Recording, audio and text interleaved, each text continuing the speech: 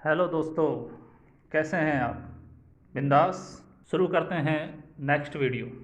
उससे पहले मैं रिक्वेस्ट करूंगा कि पिछले वीडियो आप ज़रूर देखें, क्योंकि स्टेप बाय स्टेप पूरा करना बहुत ज़रूरी होता है। तो पिछले वीडियो देखने के लिए आप डिस्क्रिप्शन के अंदर लिंक हैं, आप पहले वो देखिए, जिससे कि हम अच्छी तरीके से समझ सकें। Okay, thank you. Let's start. Book खरीदने के लिए आप डिस्क्रिप्शन में जाके लिंक पे क्लिक करके आप वहाँ से बुक खरीद सकते हैं।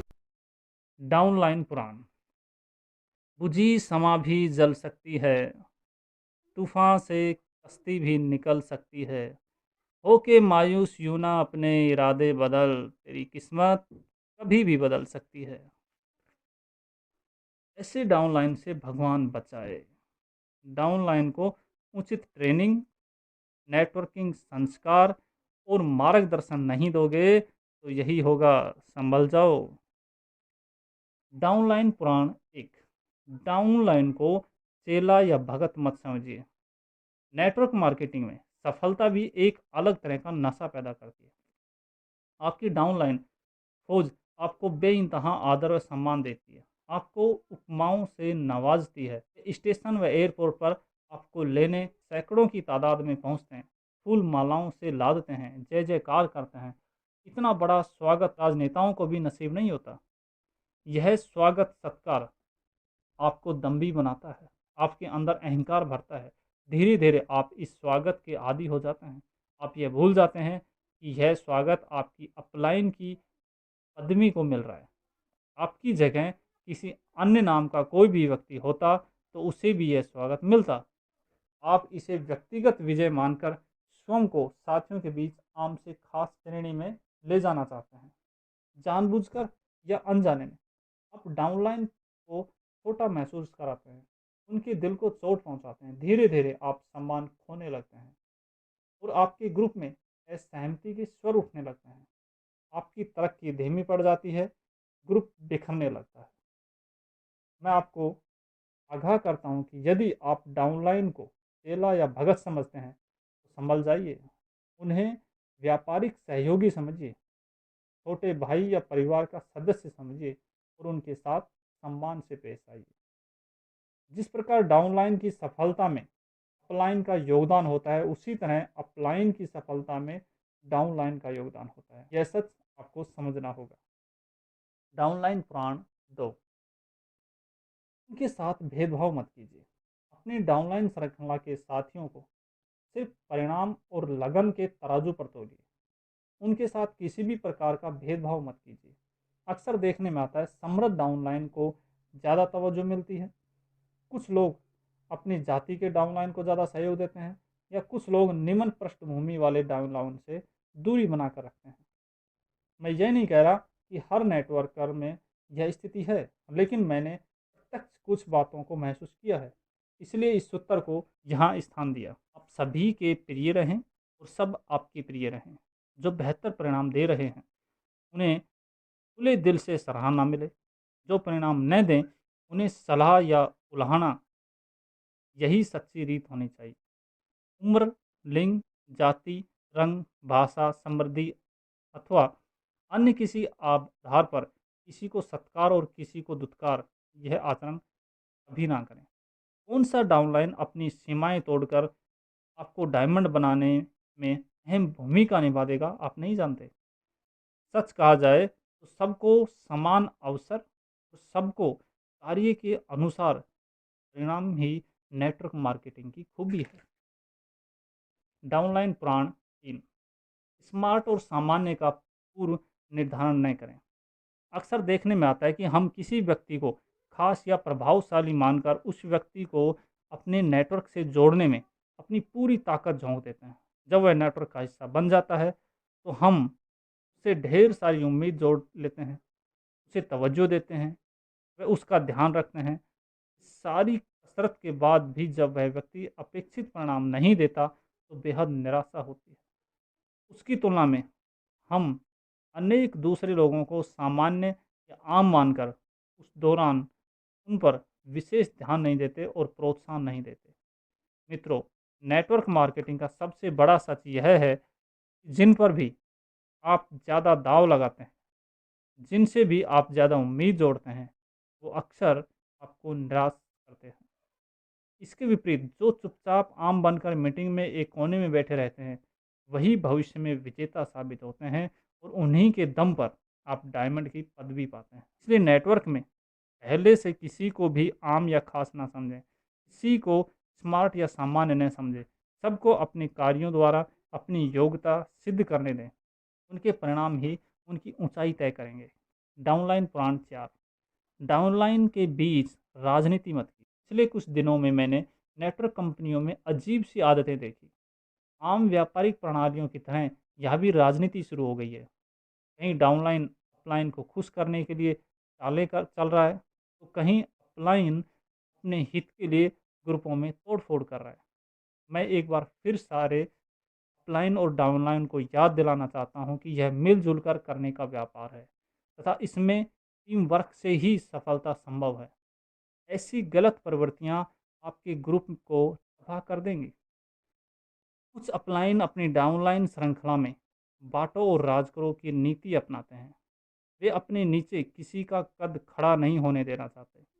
मैं आपको बताना चाहता हूं कि नेटवर्क मार्केटिंग में तेजी से शिखर पर पहुंचने का सिर्फ एक रास्ता है कि आप अपनी डाउनलाइन श्रृंखला में तेजी से अपने जैसे योग्य लीडर पैदा करें। इसी तरह ग्रुप का बहुकोणीय विस्तार संभव है। कुछ हादसे तो मैंने ऐसे देखे हैं जिसमें अपलाइन और डाउनलाइन के अहम के टकराव की वजह से डाउनलाइन अपने साथ पूरा ग्रुप लेकर अलग हो गए और नई शुरुआत की। इसमें दोनों ही पक्षों का भारी नुकसान हुआ और सिर्फ अहंकार की वजह से ऐसी गंभीर परिणति हुई। मेरे प्रिय अपलाइन बंधुओं, अपने डाउनलाइन को परिवार की तरह रखिए। सही को सही और गलत को गलत कहने का साहस कीजिए। कोई दमदार है तो उसका गलत से सही, और कोई कमज़ोर है तो उसको सही को गलत मत कहिए। आपकी डाउनलाइन में कोई ज़्यादा तेज़ हो सकता है, कोई कम तेज़, लेकिन आप बराबर का व्यवहार कीजिए। हमेशा यह याद रखिए कि जो बर्ताव आप अपनी डाउनलाइन के साथ कर रहे हैं, वही आपकी डाउनलाइन अपलाइन बनकर अपनी डाउनलाइन के साथ करेगी। परिणाम सोच लीजिए, राजनीति करना है या स्वस्थ व्यापार। डाउनलाइन प्राण 5। आलोचना में नियमों का पालन कीजिए। जिस प्रकार घर के सभी सदस्यों का स्वभाव व व्यक्तित्व अलग अलग होता है, उसी प्रकार नेटवर्क मार्केटिंग में विभिन्न लोग अपनी शक्तियों व कमजोरियों के साथ आते हैं। कोई जल्दी समझता है, कोई देर से। कोई जल्दी परिणाम देता है तो कोई देर से। कोई सिद्धांत पर अडिग रहता है, कोई हर पल विपरीत कार्य करता है। ऐसे में डाउनलाइन की आलोचना करना अपलाइन की मजबूरी हो जाती है। आलोचना करते हुए इन नियमों का ध्यान रखें। प्रशंसा सबके सामने करें, आलोचना अकेले में। आलोचना कार्य व परिणाम की करें, व्यक्ति की नहीं। आलोचना करते हुए भाषा संयमित रखें। आलोचना करते हुए एक हितैषी के रूप में नजर आएं। आलोचना करते हुए पुराने मुद्दों को ना घसीटें। आलोचना ठोस आधार पर ही करें। आलोचना संक्षिप्त व सीधी हो। डाउनलाइन पुराण 6। डाउनलाइन की सफलता पर जश्न मनाइए। अपलाइन मित्रों, जिस तरह से आपकी सफलता पर आपके डाउनलाइन हंगामा मचा देते हैं, नारे लगाते हैं, आपको कंधे पर उठाते हैं, आपकी विजय को अपनी विजय समझते हैं, उसी तरह आप भी अपनी सफलता का हिस्सा बनिए।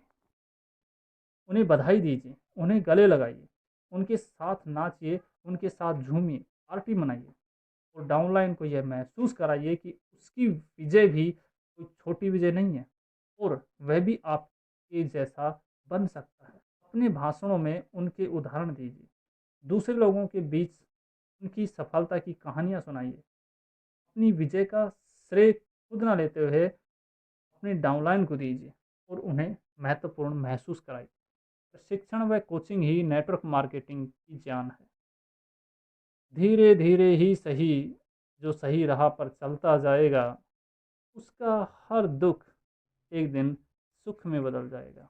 ठीक से याद करो, सफलता पाने के लिए हर पल सीखना जरूरी है। नकारात्मक लोगों का साथ आज और अभी छोड़ना होगा। आप दुनिया में हीन भावना के साथ जीने के लिए पैदा नहीं हुए हैं।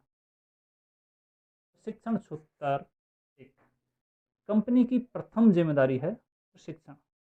विश्व के किसी भी हिस्से में वही कंपनियां जीवित रह पाई हैं जिनमें प्रशिक्षण, प्रेरणा और नेतृत्व क्षमता के विकास के लिए एसोसिएट, डिस्ट्रीब्यूटर, उचित सामग्री व प्रशिक्षण दिया गया है। नेटवर्किंग की विशेषता ही यही है। इसमें विभिन्न शहरों में विभिन्न पृष्ठभूमि के भिन्न शैक्षणिक स्तर के लोग एक प्लेटफॉर्म पर आते हैं। इनको सबसे पहले कंपनी द्वारा प्रशिक्षण के माध्यम से एक सूत्र में लाना चाहिए ताकि ये एक सी बातें कर सकें। नए लोगों की उचित प्रशिक्षण व प्रेरणा देनी चाहिए ताकि वे विपरीत परिस्थितियों में धैर्य रख सकें। बड़े समूहों को तीव्र गति से विस्तार हेतु नए नेटवर्कर में नेतृत्व के गुण पैदा करने होंगे। कुछ लोगों में यह गुण स्वाभाविक तौर पर होते हैं और कुछ लोग स्वयं में यह विकसित करते हैं। इन्हें युक्त विशेषज्ञों द्वारा विशिष्ट प्रोग्राम बनाकर प्रशिक्षण मिलना चाहिए। हमारी टीम इस वक्त अनेक शीर्ष कंपनियों के लिए ट्रेनिंग व सपोर्ट सिस्टम प्रदान कर रही है और हम ये बखूबी जानते हैं कि कंपनी के विकास के लिए प्रशिक्षण कितना आवश्यक है। हर कंपनी को प्रशिक्षण का एक वार्षिक कैलेंडर बनाकर इसे सबसे ज़्यादा महत्व देना चाहिए। प्रशिक्षण सूत्र 2, यदि कंपनी आगे न आ रही हो तो लीडर जिम्मेदारी लें।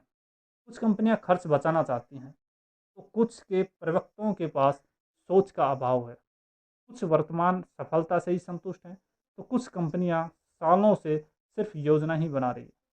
चाहे जो भी कारण हो, लेकिन मैं एक सीधी बात कहता हूँ, यदि कंपनियां प्रशिक्षण के लिए विधिवत व्यवस्था नहीं कर रही है तो आगे बढ़कर लीडर अपने ग्रुप के लिए ऐसे कार्यक्रम आयोजित करें।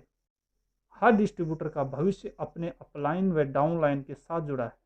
अतः शीर्ष लीडरों को या तो मिलजुल कर अथवा व्यक्तिगत स्तर पर प्रशिक्षणों की मदद से अपने साथियों की कमजोरियों को मिटाने हेतु कार्यक्रम आयोजित करने होंगे। हमने ऐसे सक्रिय लीडरों को देखा है जो कंपनी का रोना नहीं रोकते। इनके लिए हमारी टीम ने सैकड़ों प्रोग्राम लिए हैं क्योंकि दूर कंपनी में समस्याएं अलग हैं। इसलिए हम अपनी तरफ से एक प्रश्न श्रृंखला तैयार करके संबंधित कंपनी या लीडर को भेजते हैं। आपके ग्रुप में सक्रिय साथियों की तादाद कितनी है? आपके ग्रुप में लोगों की औसत शिक्षा क्या है? आपकी नज़र में आपके ग्रुप में प्रमुख कमजोरियां क्या हैं? इस तरह के सवालों का जवाब मंगाए जाते हैं और उस आधार पर एक कार्यक्रम तैयार किया जाता है। हम रेडीमेड प्रोग्राम नहीं करते। हमने यह देखा है कि जहाँ भी लीडर व्यक्तिगत रुचि लेते हैं और डाउनलाइन को प्रशिक्षित करते हैं, वहाँ बिजनेस की उम्र ज़्यादा होती है। प्रशिक्षित डाउनलाइन व्यापार उत्पादों की ज़्यादा सहजता से स्वीकार करते हैं और गलतफहमियाँ कम होती हैं। कार्यक्रमों के बाद हमने पाया कि ग्रुपों में क्रॉस लाइन निष्क्रियता तथा बिखराव की दर न्यूनतम हो गई। अक्सर प्रतिभागी इतने ज़्यादा द्वेलित और प्रेरित हो जाते हैं कि कई माह की तुल्य परिणाम एक माह में ही प्राप्त करके दिखा देते हैं। इसलिए लीडर सच्चे मायनों में लीडर बनकर प्रशिक्षण की जिम्मेदारी लें। प्रशिक्षण सूत्र 3, टेक्नोलॉजी का ज्ञान जरूर लीजिए। नेटवर्क मार्केटिंग में विभिन्न शैक्षणिक पृष्ठभूमि एवं आर्थिक स्तर से लोग आते हैं। इनमें से कुछ लोग mobile, internet, fax, video conferencing, credit card और बैंकिंग आदि शब्दों से परिचित होते हैं और कुछ नहीं होते। जिनका इन तकनीकों से परिचय नहीं होता, वे व्यवसाय में काफ़ी दिक्कतों का सामना करते हैं। आज अधिकांश कंपनियां चाहती हैं कि उनके डिस्ट्रीब्यूटर का और बैंकिंग अकाउंट हो ताकि आज स्वतः ही ट्रांसफ़र की जा सके। इंटरनेट के बारे में जानकारी हो ताकि साइट पर जाकर वह ग्रुप साइज, नियम, शर्तें तथा दीगर चीज़ें देख सकें। इसलिए शीर्ष लीडरों को अपनी डाउनलाइन का टेक्नोलॉजी से परिचय कराना चाहिए। यदि कोई पिछड़े क्षेत्र का ग्रुप है तो उनके लिए हम विषय पर एक विशेष वर्कशॉप भी आयोजित की जा सकती है। यदि आप भी नई तकनीकों से कन्नी काट रहे हैं तो भविष्य में आपके लिए ढेर सारी मुश्किलें पैदा हो जाएंगी। क्योंकि email, credit card, social media जैसी चीज़ें अब दैनिक उपयोगिता की हो गई हैं। ट्रेनिंग सूत्र 4। ट्रेनिंग कंपनी कीमत स्वयं चुकाती है। कुछ लोगों को ट्रेनिंग व प्रशिक्षण का खर्च फिजूल लगता है। उन्हें लगता है कि इतना खर्च करके कुछ हासिल नहीं होता। मैं पूरे दम से कहता हूँ कि किसी भी स्तरीय वक्ता या प्रशिक्षण टीम का प्रयास व्यर्थ नहीं जाता। मैं खुद अपने प्रशिक्षण कार्यक्रमों के परिणामों से वाकिफ़ हूँ और यह कह सकता हूँ कि ट्रेनिंग के बाद व्यापार में इतनी वृद्धि होती है कि हर ट्रेनिंग अपने बजट का कई गुना बाहर निकाल लाती है। उसके लिए विभिन्न विषयों पर प्रशिक्षण देना होगा। जिस प्रकार सिर्फ एक गोली से हर प्रकार की बीमारी ठीक नहीं हो सकती, उसी प्रकार सिर्फ एक ट्रेनिंग प्रोग्राम से आपकी सारी दिक्कतें हल नहीं हो सकती। जिस प्रकार अधिकांश प्रोस्पेक्ट को फॉलोअप की ज़रूरत पड़ती है, उसी प्रकार ट्रेनिंग को भी फॉलोअप की ज़रूरत पड़ती है। एक नेटवर्किंग लीडर ने हमारी टीम के अनेक ट्रेनिंग प्रोग्राम आयोजित किए। हम लगातार संपर्क में रहे और लाभ आने की समीक्षा करते रहे। आत्म प्रशंसा करने के लिए माफ़ कीजिएगा, किंतु उस लीडर का ग्रुप साइज 8 महीनों में 12 गुना बढ़ गया। वह लीडर ट्रेनिंग आयोजित करते हुए खर्च से डर रहा था, परंतु परिणामों को देखकर उसके उत्साह की सीमा नहीं रही। प्रशिक्षण सूत्र 5। प्रशिक्षण कभी निःशुल्क मत कीजिए। शुरुआती कार्यक्रम अधिकांश निःशुल्क होते हैं और होने भी चाहिए, परंतु इसके बाद हर प्रशिक्षण का एक शुल्क होना चाहिए। यदि कंपनी के अपलाइन या आंतरिक प्रशिक्षणों का कार्यक्रम हो तो निःशुल्क रखा जा सकता है, परंतु यदि आप किसी बाहरी वक्ता को भुगतान करके बुला रहे हैं तो निःशुल्क मत रखिए। यदि आप शुल्क नहीं लेना चाहते तो ट्रेनिंग में हिस्सा लेने के लिए नई सेल का कोटा निश्चित कर दीजिए। एक निश्चित समय सीमा में बिजनेस का लक्ष्य दे दीजिए। कुछ भी कीजिए पर फ्री मत कीजिए। सैकड़ों कार्यक्रमों में मुझे बतौर प्रशिक्षक बुलाया जाता है। मैं अपने अनुभव से यह कह सकता हूँ, जब भी व्यक्ति एक लक्ष्य प्राप्त करके या फीस चुकाकर एक कार्यक्रम में प्रवेश कर पाता है, तो वह ज़्यादा गंभीरता और निष्ठा से हिस्सा लेता है। निःशुल्क कार्यक्रम का मोल कम आंका जाता है और शुल्क वाले कार्यक्रम का ज़्यादा। जो भी लोग हमारे लेक्चर या वर्कशॉप आयोजित करते हैं, अक्सर हम उन्हें सलाह देते हैं कि प्रति व्यक्ति का शुल्क ज़रूर लें। इससे जो ट्रेनिंग में रुचि रखते हैं, ये सामने नज़र आ जाते हैं। आयोजनकर्ता पर बिल्कुल भी भार नहीं पड़ता। जिनको भी फ़ायदा होता है, वे भविष्य में ऐसे प्रशिक्षण कार्यक्रमों के लिए सदैव तैयार रहते हैं। शुल्क लेने में कोई बुराई नहीं है और न ही एसोसिएट को शुल्क देते हुए दर्द होना चाहिए, क्योंकि अंततः ट्रेनिंग के माध्यम से आपका बिजनेस व आय बढ़ने वाली है। ये किसी और के फ़ायदे के लिए नहीं, वरन आपके फ़ायदे के लिए आयोजित की जा रही है। यदि हम ठान लें, किसी बाहर वाले की ताकत नहीं कि हमारी तरक्की को रोक दे। हमारे सबसे बड़े दुश्मन भी हम हैं और सबसे बड़े दोस्त भी। प्रशिक्षण सूत्र 6। प्रशिक्षण कार्यक्रम व वक्ता का सावधानीपूर्वक चयन कीजिए। हर व्यक्ति जो 4 किताबें पढ़ लेता है, वह आज का लेखक बन जाता है। हर व्यक्ति जो 4 लाइन बोल लेता है, वह प्रशिक्षक बन जाता है। ऐसे लोगों की वजह से प्रशिक्षण व प्रेरणास्पद कार्यक्रमों की महत्ता कम होती जा रही है। यदि कुछ लोग कहते हैं ये प्रशिक्षण कार्यक्रम समय व धन की बर्बादी है, तो वह उद्गार ऐसे ही लोगों से मिले कड़वे अनुभवों की वजह से व्यक्त किए जाते हैं। जिस भी प्रशिक्षक को आप बुलाएं, उसकी उपलब्धियों का अध्ययन करें, उसकी शैक्षणिक योग्यताओं को ध्यान से देखें। जिस व्यक्ति को आप गुरु का दर्जा देने जा रहे हैं, वह उस योग्य है या नहीं। रेडीमेड कार्यक्रम परोसने से परहेज करें, क्योंकि ऐसे कार्यक्रमों में परिणाम अधिकांशतः शून्य ही मिलते हैं। प्रशिक्षण की वेबसाइट पर ऑडियो या वीडियो फुटेज देखें, उनकी पुस्तकें पढ़ें, उनके टेप सुनें, फिर निर्णय लें। पहले एक कार्यक्रम आयोजित करके देखें और फिर भविष्य की कार्य योजना बनाएं। जिस व्यक्ति को प्रशिक्षक के रूप में आप आमंत्रित कर रहे हैं, उसका व्यक्तित्व इतना प्रभावशाली होना चाहिए कि वह आपके साथियों को प्रभावित कर सके। वह वक्ता जो नेटवर्किंग क्षेत्र में विशेषज्ञ नहीं है, वे अक्सर नेटवर्क कार्यक्रमों के साथ संपूर्ण न्याय नहीं कर पाते। हमारी टीम को गत वर्ष देश की 2 शीर्ष कंपनियों ने राष्ट्रीय स्तर पर सपोर्ट सिस्टम ट्रेनिंग कार्यक्रमों की रचना करने के लिए चुना। उनका कहना था कि हमारी कंपनी को नेटवर्किंग की गहराई से जानकारी होने की वजह से हम उन्हें बेहतरीन परिणाम दे पाएंगे, जो अन्य क्षेत्र के वक्ताओं से संभव नहीं होगा।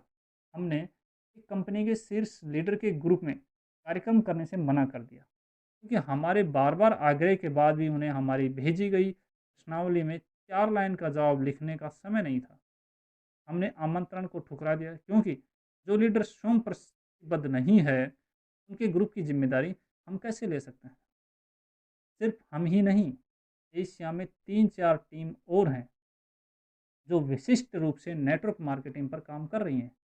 इनमें से कोई भी टीम आपके लिए संकट मोचन सिद्ध हो सकती है। इतना ध्यान रखिए कि प्रशिक्षक कुछ स्तरीय हो, सामान्य मोटिवेशन के साथ उन्हें नेटवर्क मार्केटिंग का ज्ञान हो, वो आपकी भाषा में बात कर सकें तथा उनकी स्वयं की कुछ उपलब्धियां हों। शिक्षण सूत्र 7, प्रभावी बोलने की कला पर ट्रेनिंग जरूर कराएं। डाउनलाइन के साथ मीटिंग में, सम्मान व मान्यता समारोह में, ट्रेनिंग में, टेस्टिमनी देते हुए, आत्म अनुभव सुनाते हुए लगभग हर जगह बोलने की कला का प्रदर्शन करना पड़ता है। मैंने व्यक्तिगत रूप से अनुभव किया है, इस बोलने की क्षमता का डाउनलाइन पर, प्रोस्पेक्ट पर बहुत प्रभाव पड़ता है। अक्सर इसी से वे आपकी योग्यता आंकते हैं, जबकि यह कतई सत्य नहीं है कि जो ज़्यादा अच्छा बोलता है वह ज़्यादा योग्य होता है। अक्सर डाउनलाइन दूसरे ग्रुप के अच्छे बोलने वाले लीडर से भी प्रभावित हो जाते हैं।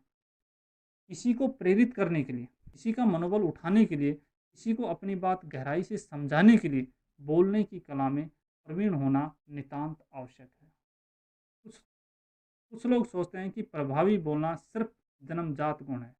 मैं इस बात का प्रबल विरोधी हूँ। मेरा मानना है कि अच्छा और प्रभावी बोलने के लिए वैज्ञानिक आधार है, और यह गुण अभ्यास से सीखा जा सकता है। प्रभावी बोलने की कला हमारे सैकड़ों वर्कशॉप आयोजित किए। एक वर्कशॉप में 50-70 लोगों को हिस्सा लेने की अनुमति होती है।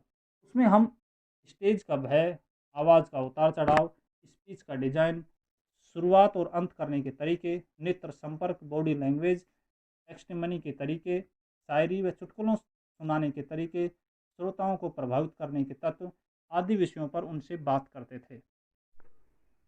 रोचक स्लाइड, विभिन्न अंतर्राष्ट्रीय स्तर के मनोरंजक खेलों के बीच अब 8 घंटे निकल जाते थे, किसी को पता भी नहीं लगता था। आप जानकर हैरान हो जाएंगे कि जो लोग सुबह पहली प्रस्तुति के दौरान भय से कांप रहे थे, शाम को आत्मविश्वास से भरकर हॉल को गुंजा देते थे। इसलिए नेटवर्किंग क्षेत्र के लोगों के लिए मैं इस वर्कशॉप की जोरदार वकालत करता रहा। मुझे लगता है कि टेस्टिमनी अथवा आवृत्ति प्रोस्पेक्ट को प्रभावित करने का और डाउनलाइन में जोश भरने का सबसे बड़ा हथियार है। लेकिन यदि आप मंच पर कांपते रहे और आपके मुंह से शब्द ही ना फूटे, तो आप टेस्टिमनी क्या देंगे। हो सकता है आपकी सारी उपलब्धियां आपके बोलने की अक्षमता में दफन हो जाए। इसलिए आपको इस कला में पारंगत होना जरूर है। बोलने की कला पर पब्लिक स्पीकिंग मास्टरी नामक मेरी एक शानदार वीडियो डीवीडी है, जिसे एक कोर्स की तरह बनाया गया है। उसमें 9 विषयों पर मैंने प्रशिक्षण दिया है। यह बोलने की कला पर एक शास्त्र है।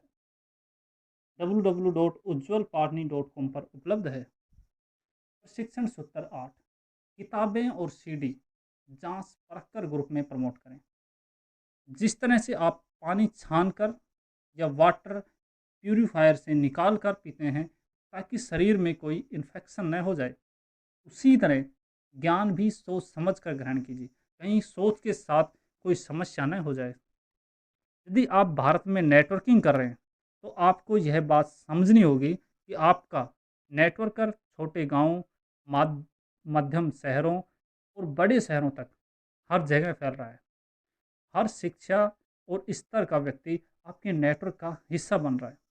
इसलिए भारतीय परिवेश में लिखी उच्च स्तरीय पुस्तकें तथा सीडी को प्रमोट करें, ताकि बात आसानी से सबके दिमाग के अंदर जाए। कुछ लेखक और प्रशिक्षक एक दूसरे को नकल करके उन्हीं बातों को नई पैकिंग में परोस रहे हैं। बार बार वही बातें अपने प्रेरित करने की क्षमता को खो देती हैं। यदि कृति को कोई निम्न स्तरीय सलाह आपके समूह में अमल में आ गई, तो आपको संभाल पाना मुश्किल हो जाएगा। यदि ढेर सारे अलग-अलग लेखकों या वक्ताओं की सिफारिश करके और उनके विचारों में भिन्नता रही, तो आपके समूह में गलतफ़हमी अथवा ऊहापोह की स्थिति निर्मित हो जाएगी। अतः मैंने प्रशिक्षक कार्यक्रम के संबंध में अपनी जो बेबाक राय रखी थी, वहाँ राय यहाँ भी महत्व रखती है। जिस भी लेखक या वक्ता को प्रमोट करें, उसकी उपलब्धियाँ, उसकी पृष्ठभूमि, शैक्षणिक योग्यता, उसकी गुणवत्ता आदि का अध्ययन करें और फिर यदि उपयुक्त लगे तो अपने समूह में उसका प्रचार प्रसार करें। पुस्तकें व सीडी सरल भाषा में होना चाहिए। लीडर पहले किताबों को स्वयं पढ़ें और उसके बाद ही सिफारिश करें तो बेहतर होगा। ठीक उसी तरह सीडी को भी सुनें और उसके बाद ही ग्रुप में प्रमोट करें, ताकि डाउनलाइन के विचारों में पैदा ना हो सके। दूसरों से बेहतर बनने के लिए सबसे पहले आपको खुद से प्रतिस्पर्धा करनी होगी, तभी आप औरों को पीछे छोड़ आगे निकल पाएंगे। प्रशिक्षण सूत्र 9, नकली सीडी, कैसेट और किताबों से बचिए। हर व्यापारिक प्रणाली में हर स्तर पर शॉर्टकट नुकसानदायक होता है। यदि आप नकली या कॉपी किए हुए सीडी उपयोग में लाते हैं, रद्दी कागजों पर छपी डुप्लीकेट किताबें पढ़ते हैं, तो उसका एक सीधा संदेश अन्य लोगों तक जाता है कि आप ईमानदार नहीं हैं। आप पैसा बचाने के लिए बेईमानी कर सकते हैं। आप सफल हैं और फिर भी ऐसा करते हैं, तो डाउनलाइन तक यह संदेश जाता है कि गलत काम करके बेईमानी से सफल हुआ जा सकता है। इसके बाद जब भी आप उन्हें सिद्धांत व सच्चाई का सबक सिखाएंगे, तो उन्हें यह केवल ढोंग लगेगा। यह झूठ बोलने, गलत करने और फर्जीवाड़े की प्रवृत्ति अन्य रूपों में भी आपके सामने आएगी। अपने ग्रुप में इस बेईमानी के वायरस को मत फैलने दीजिए। यदि कोई साथी वाकई इतना निर्धन है कि वह टेप बुक्स का भार वहन नहीं कर पा रहा है, तो उसे थोड़े दिन के लिए अपने टेप बुक्स उधार दे दीजिए, लेकिन किताबें फोटोकॉपी करने या सीडी कॉपी करने की सलाह मत दीजिए। इससे कभी आपके मन में अपराध बोध भी नहीं होगा और आप अन्य लोगों को छाती ठोककर एथिक्स की शिक्षा दे सकेंगे, शिक्षा दे पाएंगे और अन्य लोगों को छाती ठोककर एथिक्स की शिक्षा दे पाएंगे। शिक्षण सूत्र 10, वर्ष में बाहरी प्रशिक्षकों के कुछ कार्यक्रमों में जरूर हिस्सा लें। आपकी अपलाइन और प्रतिनिधि वर्ष भर आपको ट्रेनिंग देते हैं, काफ़ी मेहनत करके पूरे जुनून से आपके लिए उच्च स्तरीय कार्यक्रम तैयार करते हैं। उनमें ज़रूर हिस्सा लीजिए। लेकिन सभी लीडर और कंपनियों को मेरी ये सलाह है कि हर वर्ष बाहरी प्रेरक और नेटवर्क विशेषज्ञों के कुछ लेक्चर या वर्कशॉप ज़रूर आयोजित करें। यदि लीडर या कंपनी आयोजित नहीं करती है, तो डिस्ट्रीब्यूटर अपने स्तर पर कहीं भी जाकर अवश्य हिस्सा लें। इसके पीछे मेरे पास एक वैज्ञानिक आधार है।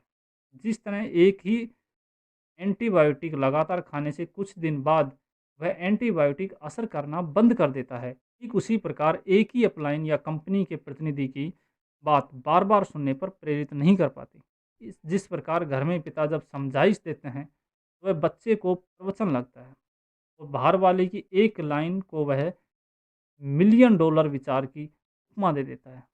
उसी तरह खुद के अपलाइन की बात समझाइश लगती है और बाहर से आए प्रेरक की बात मिलियन डॉलर विचार। इसलिए बाहरी प्रेरकों का विशिष्ट महत्व व स्थान होता है।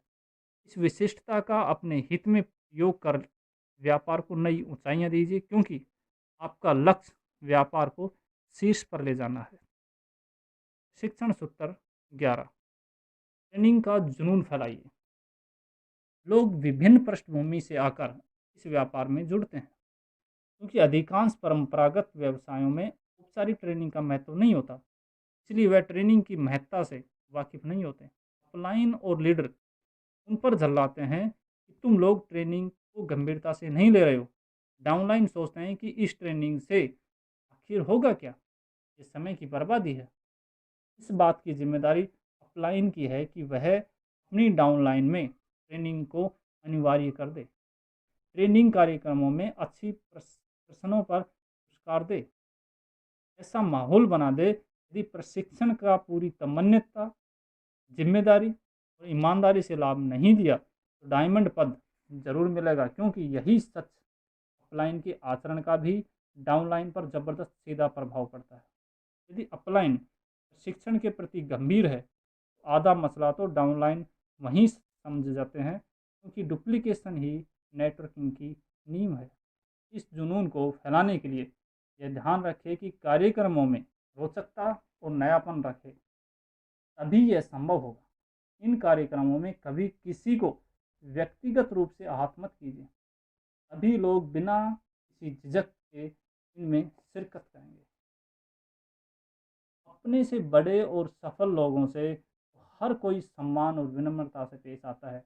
असली श्रेष्ठता तो तब है जब आप सामान्य लोगों से भी वैसा ही व्यवहार करें।